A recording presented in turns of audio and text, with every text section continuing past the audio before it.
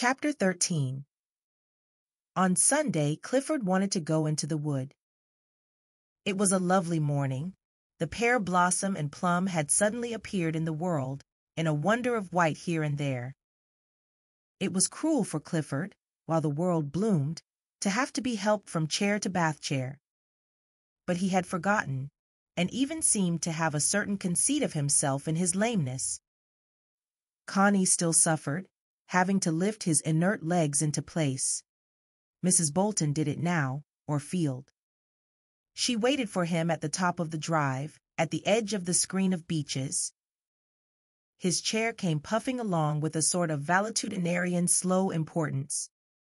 As he joined his wife, he said, "Sir Clifford on his foaming steed." Snorting, at least, she laughed. He stopped and looked round at the facade of the long, low old brown house. "Ragby doesn't wink an eyelid," he said, "but then why should it? I write upon the achievements of the mind of man, and that beats a horse." "I suppose it does." "And the souls in Plato riding up to heaven in a 2-horse chariot would go in a Ford car now," she said, "or a Rolls-Royce. Plato was an aristocrat." "Quite. No more black horse to thrash and maltreat. Plato never thought we'd go one better than his black steed and his white steed, and have no steeds at all, only an engine." "Only an engine and gas," said Clifford. "I hope I can have some repairs done to the old place next year. I think I shall have about 1,000 to spare for that, but work costs so much," he added. "Oh, good," said Connie. "If only there aren't more strikes." "What would be the use of their striking again? Merely ruin the industry, what's left of it, and surely the owls are beginning to see it." "Perhaps they don't mind ruining the industry," said Connie. "Ah, don't talk like a woman. The industry fills their bellies, even if it can't keep their pockets quite so flush," he said, using turns of speech that oddly had a twang of Mrs. Bolton. "But didn't you say the other day that you were a conservative anarchist?" she asked innocently. "And did you understand what I meant?" he retorted. "All I meant is, people can be what they like and feel what they like and do what they like, strictly privately, so long as they keep the form of life intact and the apparatus." Connie walked on in silence a few paces. Then she said obstinately, "It sounds like saying an egg may go as addled as it likes, so long as it keeps its shell on whole. But addled eggs do break of themselves." "I don't think people are eggs," he said. "Not even angels' eggs, my dear little evangelist." He was in rather high feather this bright morning. The larks were trilling away over the park. The distant pit in the hollow was fuming silent steam. It was almost like old days, before the war. Connie didn't really want to argue. But then she did not really want to go to the wood with Clifford either. So she walked beside his chair in a certain obstinacy of spirit. "No," he said. "There will be no more strikes if the thing is properly managed." "Why not?" "Because strikes will be made as good as impossible." "But will the men let you?" she asked. "We shan't ask them. We shall do it while they aren't looking, for their own good, to save the industry." "For your own good, too," she said. "Naturally, for the good of everybody, but for their good even more than mine. I can live without the pits. They can't. They'll starve if there are no pits. I've got other provision." They looked up the shallow valley at the mine, and beyond it, at the black-lidded houses of Tevershall crawling like some serpent up the hill. From the old brown church the bells were ringing. "Sunday, Sunday, Sunday." "But will the men let you dictate terms?" she said. "My dear, they will have to, if one does it gently." "But mightn't there be a mutual understanding?" "Absolutely, when they realize that the industry comes before the individual." "But must you own the industry?" she said. "I don't. But to the extent I do own it, yes, most decidedly." The ownership of property has now become a religious question, as it has been since Jesus and St. Francis. The point is not, take all thou hast and give to the poor, but use all thou hast to encourage the industry and give work to the poor. It's the only way to feed all the mouths and clothe all the bodies. Giving away all we have to the poor spells starvation for the poor just as much as for us. And universal starvation is no high aim. Even general poverty is no lovely thing. Poverty is ugly. But the disparity? That is fate. Why is the star Jupiter bigger than the star Neptune? You can't start altering the makeup of things. But when this envy and jealousy and discontent has once started, she began, do your best to stop it. Somebody's got to be boss of the show. But who is boss of the show? She asked. The men who own and run the industries. There was a long silence. It seems to me they're a bad boss, she said. Then you suggest what they should do. They don't take their bossship seriously enough, she said. They take it far more seriously than you take your ladyship, he said.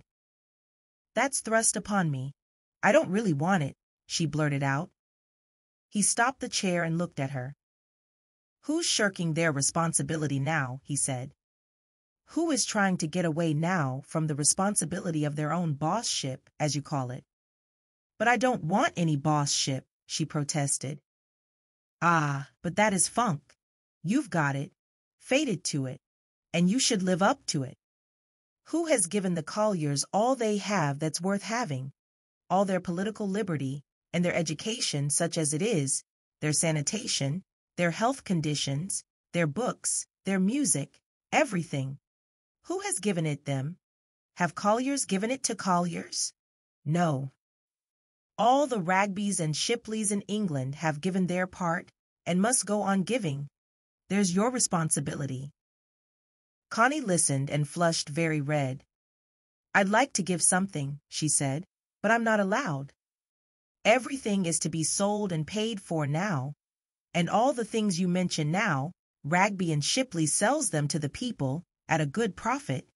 Everything is sold. You don't give one heartbeat of real sympathy.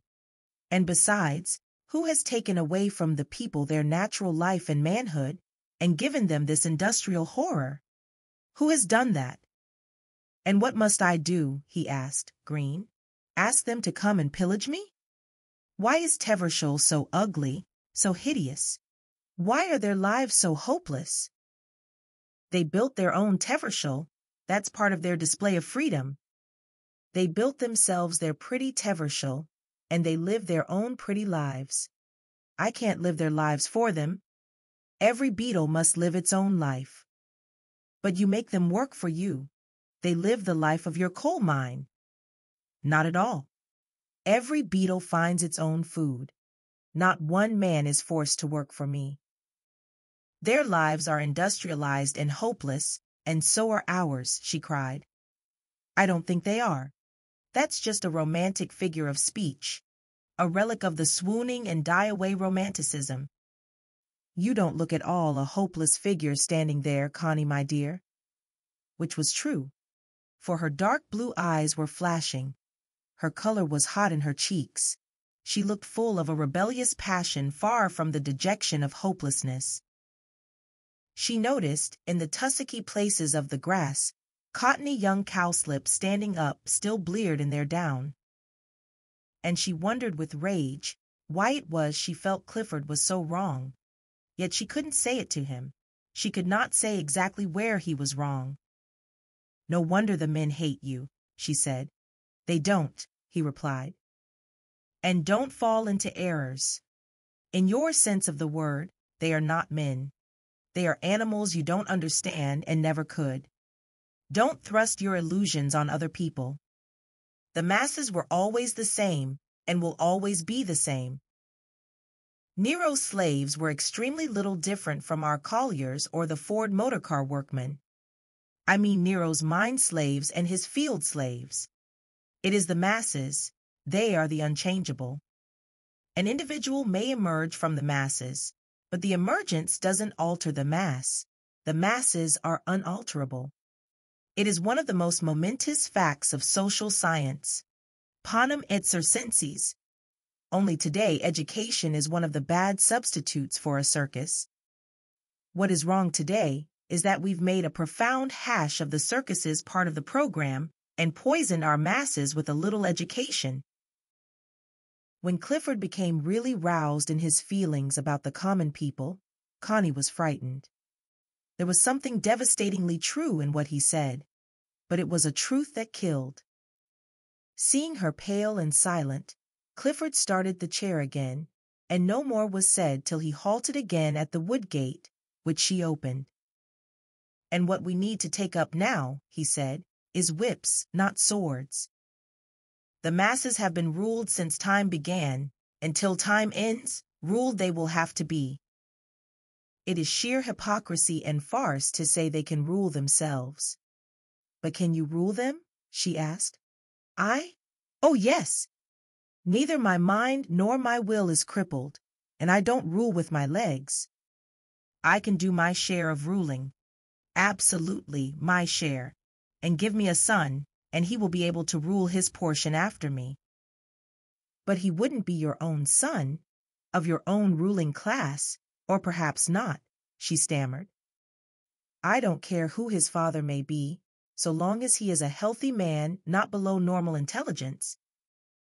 Give me the child of any healthy, normally intelligent man, and I will make a perfectly competent Chatterley of him. It is not who begets us that matters, but where fate places us. Place any child among the ruling classes, and he will grow up to his own extent a ruler. Put kings' and dukes' children among the masses, and they'll be little plebeians, mass products. It is the overwhelming pressure of environment. Then the common people aren't a race, and the aristocrats aren't blood," she said. "No, my child, all that is romantic illusion.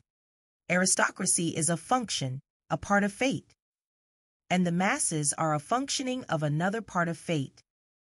The individual hardly matters. It is a question of which function you are brought up to and adapted to. It is not the individuals that make an aristocracy. It is the functioning of the aristocratic whole. And it is the functioning of the whole mass that makes the common man what he is. Then there is no common humanity between us all. Just as you like. We all need to fill our bellies. But when it comes to expressive or executive functioning, I believe there is a gulf, and an absolute one, between the ruling and the serving classes. The two functions are opposed, and the function determines the individual." Connie looked at him with dazed eyes. "Won't you come on?" she said, and he started his chair. He had said his say. Now he lapsed into his peculiar and rather vacant apathy that Connie found so trying. In the wood, anyhow, she was determined not to argue. In front of them ran the open cleft of the riding, between the hazel walls and the gay gray trees. The chair puffed slowly on, slowly surging into the forget-me-nots that rose up in the drive like milk froth beyond the hazel shadows. Clifford steered the middle course, where feet passing had kept a channel through the flowers. But Connie, walking behind, had watched the wheels jolt over the woodruff and the bugle, and squash the little yellow cups of the creeping jenny. Now they made a wake through the forget-me-nots. All the flowers were there, the first bluebells and blue pools, like standing water.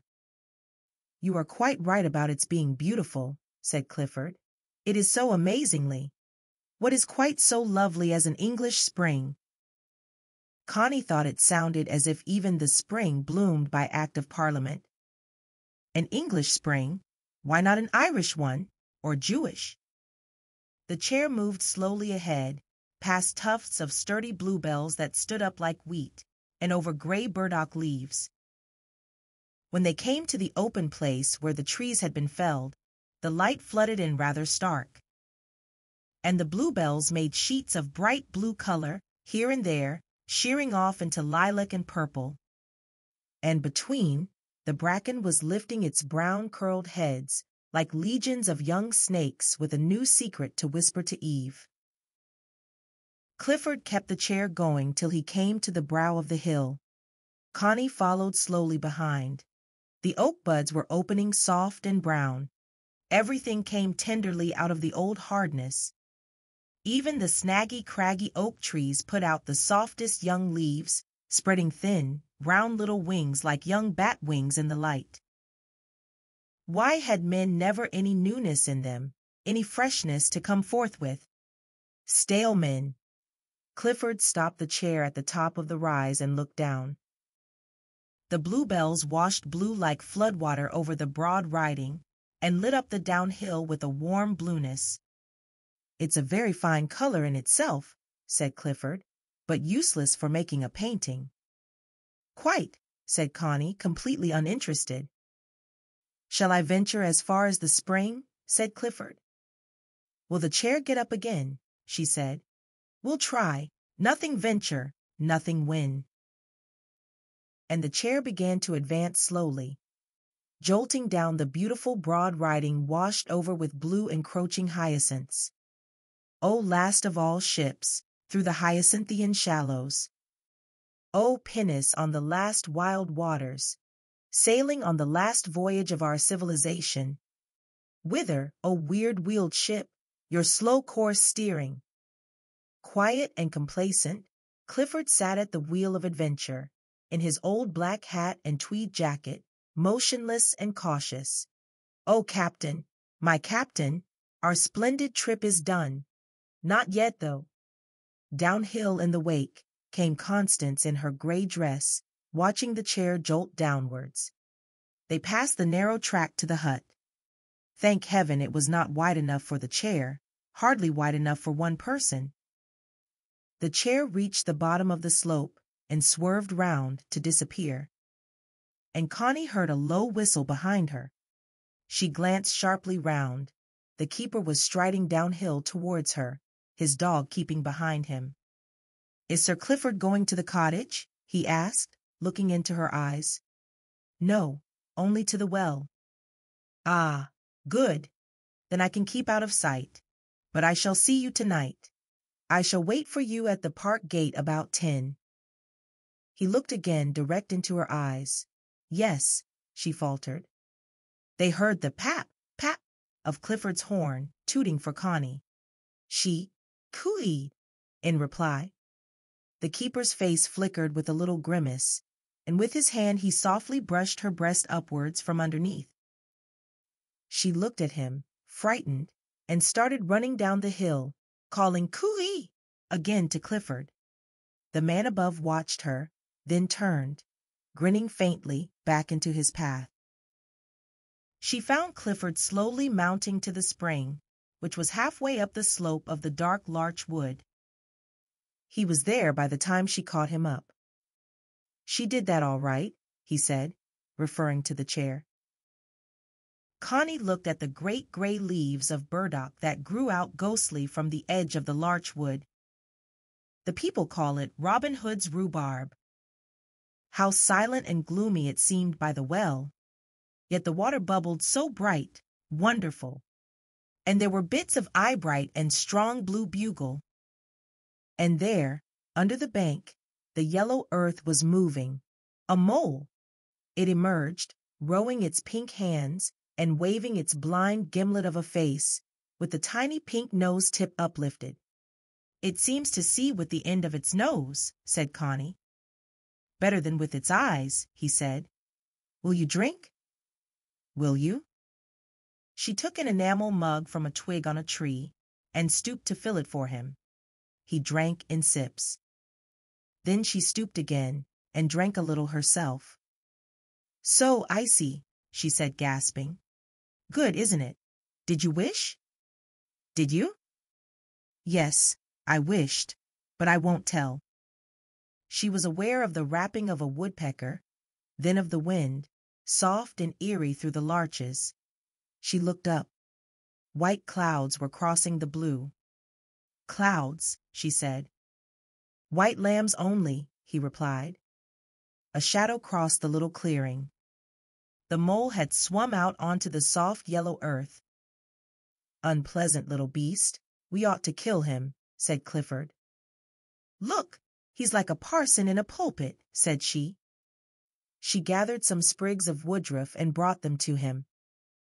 "New mown hay," he said. "Doesn't it smell like the romantic ladies of the last century who had their heads screwed on the right way after all?" She was looking at the white clouds. "I wonder if it will rain," she said.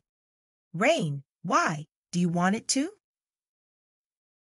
They started on the return journey, Clifford jolting cautiously downhill.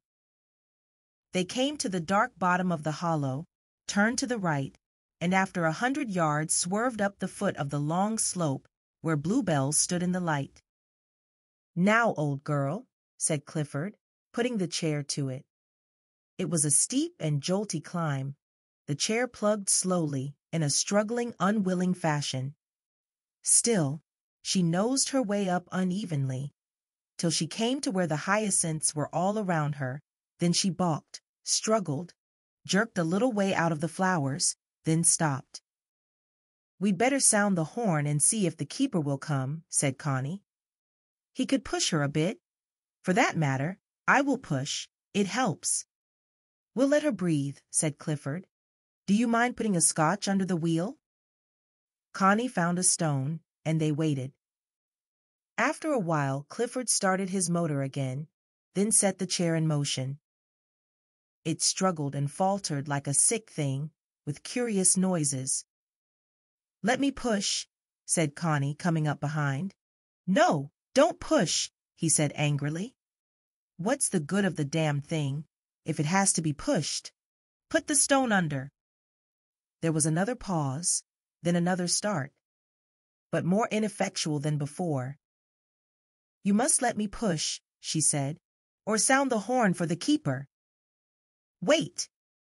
She waited, and he had another try, doing more harm than good.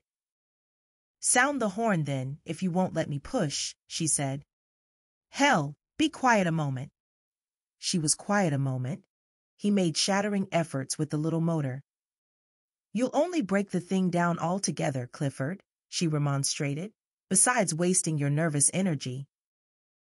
"If I could only get out and look at the damn thing," he said, exasperated. And he sounded the horn stridently. "Perhaps Malors can see what's wrong." They waited, among the mashed flowers under a sky softly curdling with cloud. In the silence, a wood pigeon began to coo. "Roo-hoo-hoo! Roo-hoo-hoo!" Clifford shut her up with a blast on the horn. The keeper appeared directly, striding inquiringly round the corner. He saluted. "Do you know anything about motors?" asked Clifford sharply. "I am afraid I don't. Has she gone wrong?" "Apparently," snapped Clifford. The man crouched solicitously by the wheel and peered at the little engine. "I'm afraid I know nothing at all about these mechanical things, Sir Clifford," he said calmly. "If she has enough petrol and oil—" "Just look carefully and see if you can see anything broken," snapped Clifford.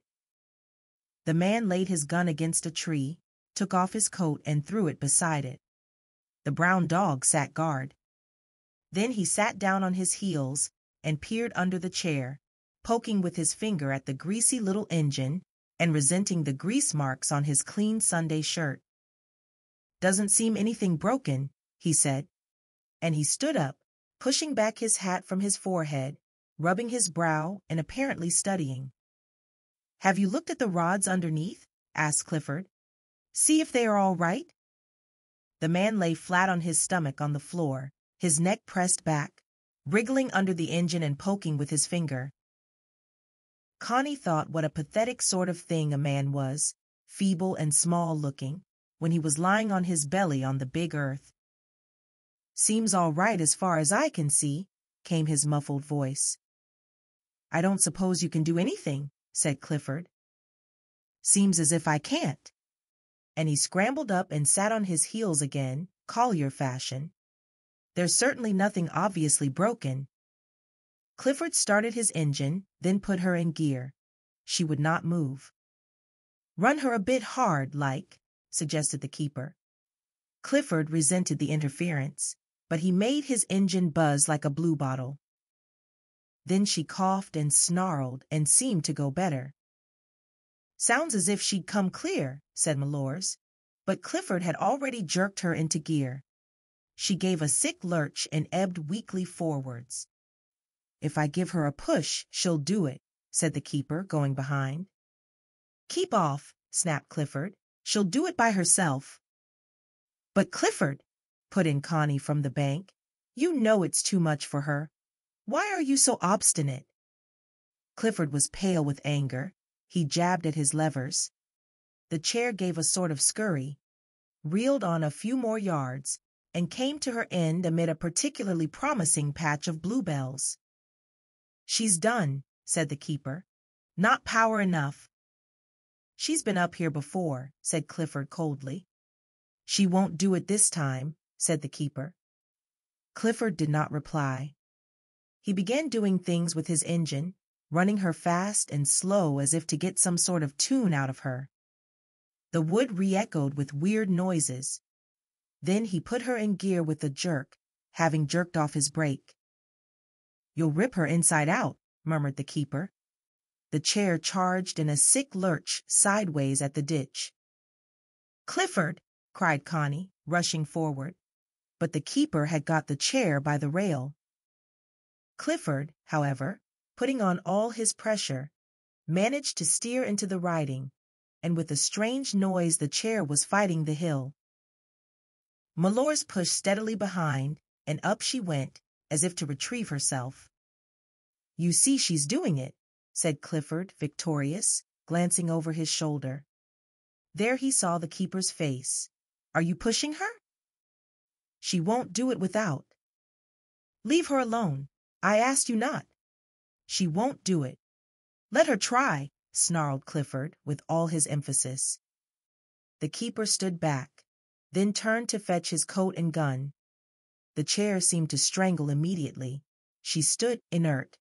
Clifford, seated a prisoner, was white with vexation. He jerked at the levers with his hand. His feet were no good. He got queer noises out of her. In savage impatience he moved little handles and got more noises out of her. But she would not budge. No, she would not budge. He stopped the engine and sat rigid with anger. Constance sat on the bank and looked at the wretched and trampled bluebells. "Nothing quite so lovely as an English spring. I can do my share of ruling. What we need to take up now is whips, not swords." "The ruling classes!" The keeper strode up with his coat and gun, Flossie cautiously at his heels. Clifford asked the man to do something or other to the engine. Connie, who understood nothing at all of the technicalities of motors, and who had had experience of breakdowns, sat patiently on the bank as if she were a cipher. The keeper lay on his stomach again. The ruling classes and the serving classes. He got to his feet and said patiently, "Try her again, then." He spoke in a quiet voice, almost as if to a child. Clifford tried her, and Malores stepped quickly behind and began to push. She was going, the engine doing about half the work, the man the rest. Clifford glanced round yellow with anger. "Will you get off there?" The keeper dropped his hold at once, and Clifford added, "How shall I know what she is doing?" The man put his gun down and began to pull on his coat. He'd done. The chair began slowly to run backwards. "Clifford, your brake!" cried Connie. Malores and Clifford moved at once. Connie and the keeper jostling lightly. The chair stood. There was a moment of dead silence. "It's obvious I'm at everybody's mercy," said Clifford. He was yellow with anger. No one answered. Malores was slinging his gun over his shoulder, his face queer and expressionless, save for an abstracted look of patience. The dog Flossie, standing on guard almost between her master's legs, moved uneasily, eyeing the chair with great suspicion and dislike, and very much perplexed between the three human beings. The tableau vivant remained set among the squashed bluebells, nobody proffering a word. "I expect she'll have to be pushed," said Clifford at last, with an affectation of sang-froid. No answer. Milor's abstracted face looked as if he had heard nothing. Connie glanced anxiously at him. Clifford, too, glanced round. "Do you mind pushing her home, Milors?" he said in a cool, superior tone. "I hope I have said nothing to offend you," he added, in a tone of dislike. "Nothing at all, Sir Clifford. Do you want me to push that chair?" "If you please." The man stepped up to it, but this time it was without effect. The brake was jammed. They poked and pulled, and the keeper took off his gun and his coat once more. And now Clifford said never a word. At last the keeper heaved the back of the chair off the ground, and with an instantaneous push of his foot tried to loosen the wheels. He failed. The chair sank. Clifford was clutching the sides. The man gasped with the weight. "Don't do it," cried Connie to him. "If you'll pull the wheel that way. So," he said to her, showing her how. "No, you mustn't lift it. You'll strain yourself," she said, flushed now with anger. But he looked into her eyes and nodded, and she had to go and take hold of the wheel, ready. He heaved and she tugged, and the chair reeled. "For God's sake!" cried Clifford in terror. But it was all right, and the brake was off. The keeper put a stone under the wheel and went to sit on the bank, his heart beating and his face white with the effort, semi-conscious. Connie looked at him and almost cried with anger. There was a pause and a dead silence. She saw his hands trembling on his thighs. "Have you hurt yourself?" she asked, going to him. "No, no." He turned away almost angrily. There was dead silence. The back of Clifford's fair head did not move. Even the dog stood motionless. The sky had clouded over. At last he sighed and blew his nose on his red handkerchief. "That pneumonia took a lot out of me," he said. No one answered. Connie calculated the amount of strength it must have taken to heave up that chair and the bulky Clifford. Too much, far too much. If it hadn't killed him! He rose and again picked up his coat, slinging it through the handle of the chair. "Are you ready then, Sir Clifford?" "When you are." He stooped and took out the scotch, then put his weight against the chair. He was paler than Connie had ever seen him, and more absent. Clifford was a heavy man, and the hill was steep. Connie stepped to the keeper's side. "I'm going to push too," she said, and she began to shove with a woman's turbulent energy of anger. The chair went faster. Clifford looked round. "Is that necessary?" he said. "Very. Do you want to kill the man? If you'd let the motor work while it would." But she did not finish. She was already panting. She slackened off a little, for it was surprisingly hard work. Slower," said the man at her side, with a faint smile of the eyes. "Are you sure you've not hurt yourself?" she said fiercely. He shook his head. She looked at his smallish, short, alive hand, browned by the weather. It was the hand that caressed her. She had never even looked at it before. It seemed so still, like him, with a curious inward stillness that made her want to clutch it, as if she could not reach it. All her soul suddenly swept towards him. He was so silent and out of reach, and he felt his limbs revive. Shoving with his left hand, he laid his right on her round white wrist, softly enfolding her wrist with caress. And the flame of strength went down his back and his loins, reviving him, and she bent suddenly and kissed his hand. Meanwhile, the back of Clifford's head was held sleek and motionless just in front of them. At the top of the hill they rested, and Connie was glad to let go. She had had fugitive dreams of friendship between these two men, one her husband, the other the father of her child. Now she saw the screaming absurdity of her dreams. The two males were as hostile as fire and water. They mutually exterminated one another. And she realized for the first time What a queer, subtle thing hate is. For the first time, she had consciously and definitely hated Clifford, with vivid hate, as if he ought to be obliterated from the face of the earth. And it was strange how free and full of life it made her feel, to hate him and to admit it fully to herself. Now I've hated him, I shall never be able to go on living with him, came the thought into her mind. On the level, the keeper could push the chair alone. Clifford made a little conversation with her, to show his complete composure, about Aunt Eva, who was at Dieppe, and about Sir Malcolm, who had written to ask would Connie drive with him in his small car to Venice, or would she and Hilda go by train. "I'd much rather go by train," said Connie. "I don't like long motor drives, especially when there's dust, but I shall see what Hilda wants." "She will want to drive her own car, and take you with her," he said. "Probably. I must help up here. You've no idea how heavy this chair is." She went to the back of the chair and plodded side by side with the keeper, shoving up the pink path. She did not care who saw. "Why not let me wait and fetch Field? He is strong enough for the job," said Clifford. "It's so near," she panted. But both she and Malors wiped the sweat from their faces when they came to the top. It was curious, but this bit of work together had brought them much closer than they had been before. "Thanks so much, Malors," said Clifford, when they were at the house door. "I must get a different sort of motor, that's all."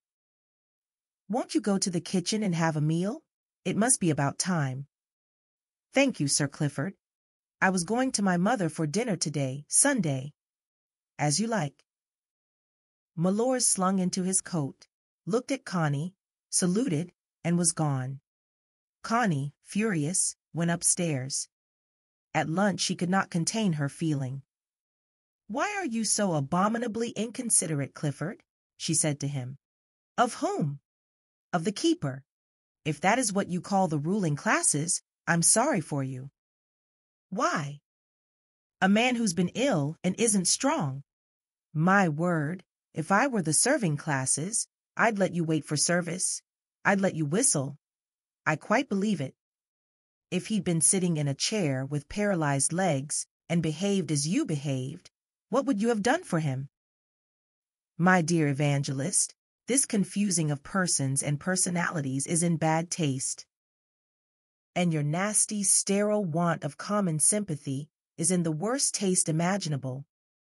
Noblesse oblige, you and your ruling class. And to what should it oblige me? To have a lot of unnecessary emotions about my gamekeeper?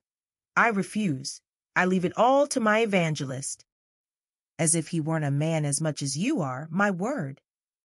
"My gamekeeper to boot, and I pay him £2 a week and give him a house." "Pay him? What do you think you pay for, with £2 a week in a house?" "His services." "Bah, I would tell you to keep your £2 a week and your house." "Probably he would like to, but can't afford the luxury." "You and rule," she said. "You don't rule, don't flatter yourself. You have only got more than your share of the money, and make people work for you for £2 a week, or threaten them with starvation. Rule? What do you give forth of rule? Why, you're dried up. You only bully with your money, like any Jew or any Sheber." "You are very elegant in your speech, Lady Chatterley. I assure you, you were very elegant altogether out there in the wood. I was utterly ashamed of you. Why, my father is 10 times the human being you are, you gentleman." He reached and rang the bell for Mrs. Bolton, but he was yellow at the gills. She went up to her room, furious, saying to herself, "Him and buying people. Well, he doesn't buy me, and therefore there's no need for me to stay with him. Dead fish of a gentleman, with his celluloid soul. And how they take one in, with their manners and their mock wistfulness and gentleness. They've got about as much feeling as celluloid has." She made her plans for the night, and determined to get Clifford off her mind. She didn't want to hate him. She didn't want to be mixed up very intimately with him in any sort of feeling. She wanted him not to know anything at all about herself, and especially not to know anything about her feeling for the keeper. This squabble of her attitude to the servants was an old one. He found her too familiar. She found him stupidly insentient, tough and India rubbery where other people were concerned. She went downstairs calmly, with her old demure bearing, at dinner time. He was still yellow at the gills, in for one of his liver bouts, when he was really very queer. He was reading a French book. "Have you ever read Proust?" he asked her. "I've tried, but he bores me. He's really very extraordinary." "Possibly, but he bores me. All that sophistication. He doesn't have feelings. He only has streams of words about feelings. I'm tired of self-important mentalities." "Would you prefer self-important animalities?" "Perhaps, but one might possibly get something that wasn't self-important." "Well, I like Proust's subtlety and his well-bred anarchy. It makes you very dead, really." There speaks my evangelical little wife. They were at it again, but she couldn't help fighting him. He seemed to sit there like a skeleton, sending out a skeleton's cold, grisly will against her. Almost she could feel the skeleton clutching her and pressing her to its cage of ribs. He, too, was really up in arms, and she was a little afraid of him. She went upstairs as soon as possible, and went to bed quite early. But at 9:30 she got up, and went outside to listen. There was no sound. She slipped on a dressing gown and went downstairs. Clifford and Mrs. Bolton were playing cards, gambling. They would probably go on until midnight. Connie returned to her room, threw her pajamas on the tossed bed, put on a thin night-dress and over that a woolen day dress, put on rubber tennis shoes, and then a light coat. And she was ready. If she met anybody, she was just going out for a few minutes. And in the morning, when she came in again, she would just have been for a little walk in the dew, as she fairly often did before breakfast. For the rest, the only danger was that someone should go into her room during the night. But that was most unlikely, not one chance in 100. Betts had not yet locked up. He fastened up the house at 10 o'clock, and unfastened it again at 7 in the morning. She slipped out silently and unseen. There was a half-moon shining, enough to make a little light in the world, not enough to show her up in her dark gray coat. She walked quickly across the park, not really in the thrill of the assignation, but with a certain anger and rebellion burning in her heart. It was not the right sort of heart to take to a love meeting. But à la guerre comme à la guerre. Dive into Lady Chatterley's Lover with EchoTales Audiobooks, and unlock a deeper connection to D.H. Lawrence's timeless tale of passion and freedom. Enhance your experience and retention by pairing our narration with your choice of a physical or Kindle book. Ready for a transformative literary journey? Find your perfect format via the link in the description. Join us in rediscovering this classic. Read smarter, remember more. Get your copy now.